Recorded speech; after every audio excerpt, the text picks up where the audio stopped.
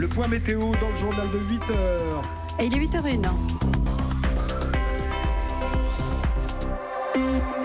Votre matinale info, c'est jusqu'à 9h avec Nikos Aliagas. Bonjour Jean-Philippe Ballas. Bonjour Nikos, bonjour à tous. 3 titres à la une ce matin. La neige et le chaos sur les routes, des centaines d'automobilistes bloqués cette nuit. Témoignage dans un instant. Nous ferons effectivement un point complet avec Laurent Cabrol. Patience, la situation va s'améliorer. Également dans l'actualité, un prêtre poursuivi pour pédophilie et son supérieur accusé de l'avoir couvert pendant des années. Nous vous parlerons de ce procès qui s'ouvre aujourd'hui à Orléans. Et puis la belle histoire du jour, nous irons en Bretagne où un retraité remet ses habits de patron pour sauver ses anciens salariés. Europe 1. La neige qui tombe, soudain à gros flocons, la route transformée en patinoire et voilà, vous êtes bloqué dans votre voiture au milieu d'un désert blanc. Précisément le scénario qui vient de se dérouler cette nuit au sud de Saint-Étienne. Jusqu'à 1 millier de véhicules à l'arrêt, notamment sur la RN 88. On vous retrouve tout de suite en direct, Jean-Luc Boujon. Vous êtes à Firminy. Est-ce que la situation s'améliore ? Alors oui, si on regarde le ciel qui est tout bleu, ça va mieux, et puis surtout les flocons ne tombent plus. Mais évidemment, les choses ne vont pas si vite pour les naufragés de la route. Plus de 1000 qui ont été hébergés en urgence cette nuit dans des gymnases, une douzaine de gymnases. Ces gens-là sont en train de se réveiller. Ils se demandent quand et comment ils vont bien pouvoir récupérer leur voiture abandonnée hier soir sur le bord de la route. Car pour l'instant, cette fameuse RN 88 qui relie Saint-Étienne au Puy-en-Velay est toujours fermée à partir de Firminy où je me trouve. Impossible de pénétrer sur cet axe, sauf pour les chasse-neige dont le travail actuellement n'est pas évident. C'est les seuls qui circulent sur cet axe. Ils font du slalom pour déneiger entre les voitures et les camions. Des camions qui ont parfois encore un occupant. Dominique, par exemple, routier, a préféré rester dormir dans sa cabine. Avec la circulation, comme d'habitude, les chasse-neige, ils ne pouvaient pas passer. Et puis on est resté bloqué. Et comme vous voyez, ça grimpe juste après. J'ai dit, allez, j'arrête là. Moi, je ne vais pas risquer ma vie et puis celle des autres. Et puis j'ai dormi là. On a fait une sieste. Bon, ils ont été gentils. Ils nous ont apporté vers minuit et demi. Quand je dormais bien, ils m'ont réveillé. Mais c'est pas grave, c'était pour la bonne cause. Du café, du lait, du sucre, bien chaud. Et puis m'a donné une couverture. Ils ont puis ça aussi une couverture. Elle fait une tonne, elle est chaude. La galère quand même un peu. Ouais, la galère. Mais bon, c'est la faute de personne. C'était prévu. Les gars de la DDE, ils pouvaient pas passer. Puis Saint-Étienne, il y a du monde. Alors, autre axe coupé à la circulation ce matin, l'autoroute A89 entre Saint-Étienne et Clermont-Ferrand. Et là aussi, il va falloir patienter au moins jusqu'en fin de matinée pour retrouver, nous dit-on, une situation à peu près normale. Merci beaucoup Jean-Luc Boujon en direct de la région de Saint-Étienne. On part maintenant à Monistrol, c'est toujours dans le même secteur, avec un maire qui s'est activé une bonne partie de la nuit pour accueillir une centaine de personnes dans un gymnase. Et vous allez l'entendre, il est toujours sur le pont ce matin. La salle des associations est pleine, ils sont en train de déjeuner, je sais pas, il y a 80 personnes qui déjeunent, il y en a encore qui sont pas levées. Bon, on s'est débrouillé là pour réquisitionner les boulangeries du coin. On a ramené quelques peu de pain, un peu de beurre, un peu de confiture. Bon, on leur paye un petit café et on leur demande d'attendre parce que la situation s'améliore pas sur la RN 88, quoi. Ils sont anxieux de pouvoir retrouver leur voiture, ceux qui l'ont laissée dans la route, quoi. Voilà, Jean-Paul Lyonnel, le maire de Monistrol, joint il y a quelques minutes par JN Bergaoui. Laurent Cabrol, on a besoin de vous pour faire un point complet de la situation ce matin. 17 départements en vigilance orange. C'est toute une bande qui va du nord des Ardennes jusqu'à la Haute-Loire.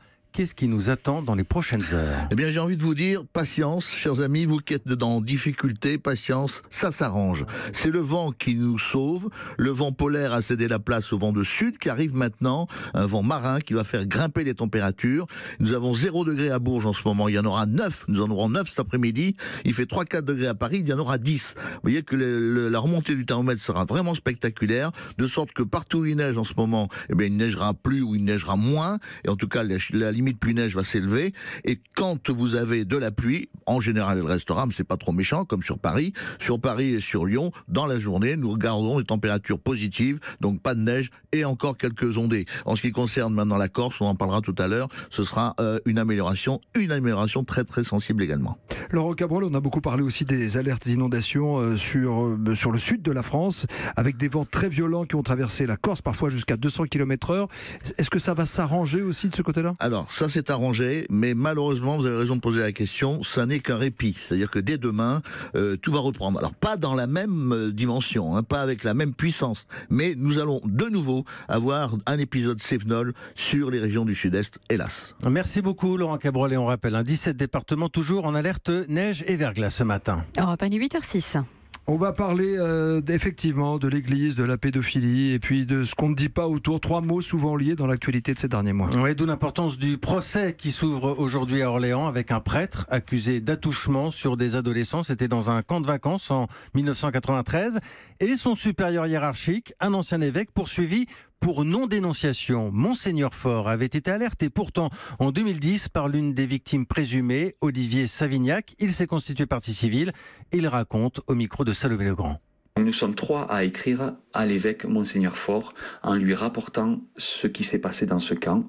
Et moi, je précise bien dans ma lettre que j'ai été victime d'attouchement et je lui ai décrit vraiment en détail ce qui s'est passé. Et de la deuxième partie de ma lettre, je lui pose la question, est-ce que cet abbé a été poursuivi pour ça? Est-ce qu'il a été pris en charge médicalement?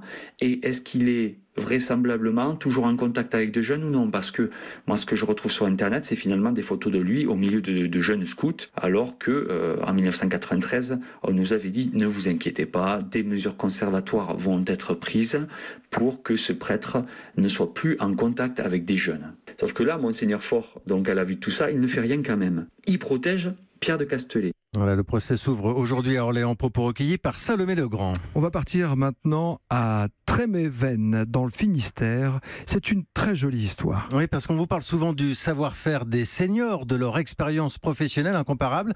Voici l'illustration très concrète avec cet ancien patron retraité, 64 ans, et qui a décidé de rempiler pour sauver son ancienne entreprise, la crêperie industrielle qu'il avait vendue il y a 12 ans. On parle surtout ici de 10 salariés sur le carreau. En Bretagne, le reportage de notre correspondant François Coulon. Ils avaient passé leur vie à la Trémévénoise. Lorsque la liquidation judiciaire est prononcée, les 10 salariés licenciés sont en état de choc. Ils lancent immédiatement un SOS au fondateur parti en retraite depuis 12 ans, Céline, 30 ans de maison. C'était catastrophique. On a tenté le tout pour le tout. Gilda, est-ce que tu veux bien revenir avec nous? Il nous a dit je vais revenir. C'était un beau cadeau de Noël. Pour moi, c'est quelqu'un de formidable, vous vous rendez compte? À 64 ans, Gilda Savard avait résolument tourné la page. Raid en Afrique, pêche, jardinage. Il retrousse les manches et réinjecte près de 300 000 € dans l'entreprise. Ils étaient sur le trottoir, 10, et l'usine fermée. Quand je voyais les filles pleurer là, ça me faisait mal au cœur. Donc j'ai quitté ma retraite et je suis revenu pour ne pas les laisser tomber. Mes enfants m'ont aidé beaucoup, mes petits-enfants. Allez papy, on va t'aider. Puis c'est reparti. Moi j'avais l'habitude de me lever à 8h, mais maintenant je commence à 5h tous les matins. Je rentre à 20h le soir. Mais c'est pas grave, on a trouvé du travail, on a retrouvé nos clients, ils nous auront fait confiance. Tout le monde est content. J'aurais fait quelque chose de beau, d'avoir sauvé une entreprise qui était à la faillite. Je suis super content. 6 mois plus tard, carton plein, 12 salariés réembauchés et le retour des bénéfices. Gilda n'est pas prêt de reprendre sa retraite. Tréméven, François Coulon, Europe 1. Dans un instant, on va parler de Manuel Valls. En campagne, l'ancien Premier ministre défend sa candidature pour devenir maire de Barcelone. Reportage dans un instant.